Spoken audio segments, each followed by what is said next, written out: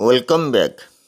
हाँ बंधुगण, आमर दैनंदिन जीवन में व्यवहृत होता केतोटी साधारण भोकाबुलारी प्रति ध्यान देवा। जेपरी अभिप्राय, इंग्राजी मोटिव, मोटिव, उद्देश्य, इंटेंशन, इंटेंशन, भाव, सेंटिमेंट, सेंटिमेंट, मत, नोशन, नोशन, इच्छा, डिजायर, डिजायर, ख्याल, हुईम, हुईम, प्रकृति, नेचर, नेचर, नीति, प्रिंसिपल, प्रिंसिपल, विवेक, कॉन्साइंस, कॉन्साइंस, इच्छा शक्ति, भलिशन, भलिशन, मानसिक शक्ति, फैकल्टी, फैकल्टी। हाँ, फैकल्टीर अन्य एक मीनिंग है विभाग। हाँ बंधुगण, आउ थे रिव्यू कर स्पेलिंग प्रति दृष्टि दियंतु।